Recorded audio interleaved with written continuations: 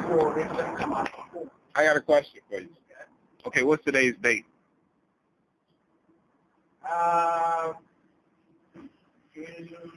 14th or 15th, somewhere there. No, I think no. You got me back on point now. It's June the 17th, I think. 17th, yeah, you're right. Okay, You're right. 3:39 p.m. I didn't want to say this. This is a thought that I'm saving. That's the only reason I'm recording it. But it's a little question about DNA, right? Okay.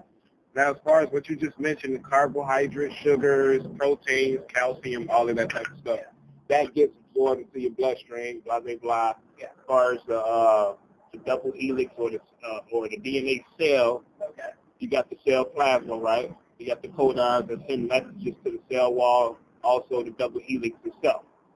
And the proteins that you're mentioning gets absorbed into that as well. Okay, now this is my question.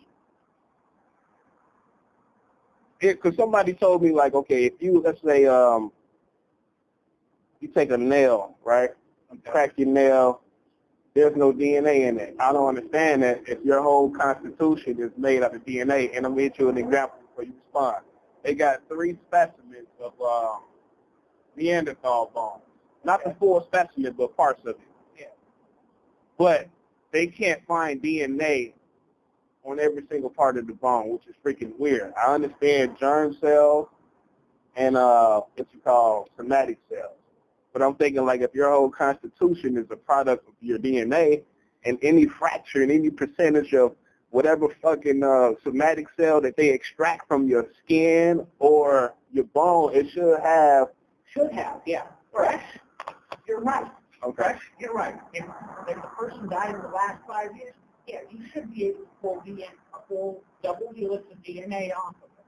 Now, as that body deteriorates, okay, and the ground starts to reclaim what's left of the body. Okay. Even the cells start breaking down, which is where you get the busted double helix, the partial DNA strands, etc., etc.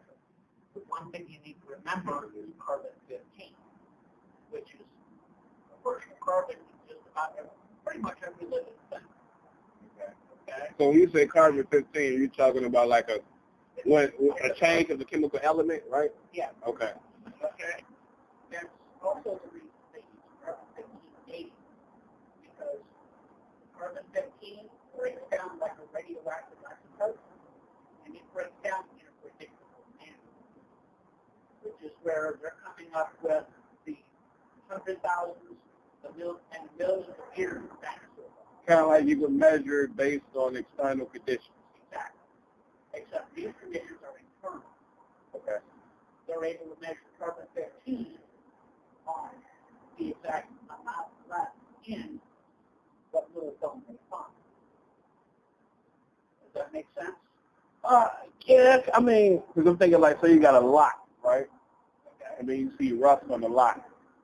I guess if you do some type of carbon dating of the lock, you can figure out how old that lock is itself based off the rust.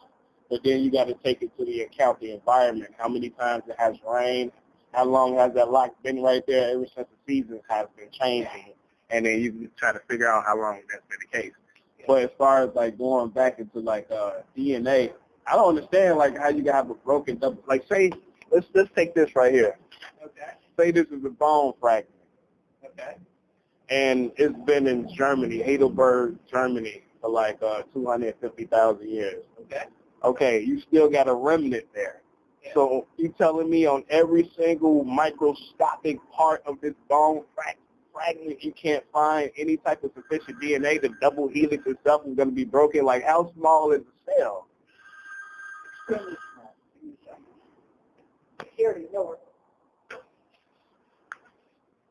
Okay, I'm on my way. All right, nice talking to you, though. But look, like I said, I wasn't trying to style. That's just a question I have, like, as far as, like, the ingredients. Yeah. Like, I have to reiterate on that. I'm not going to lie. I forgot about a lot of that. But A lot of your carbohydrates are complex sugars and starches.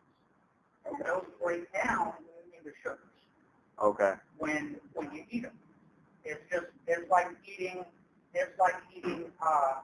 flour. You know, as far as intake.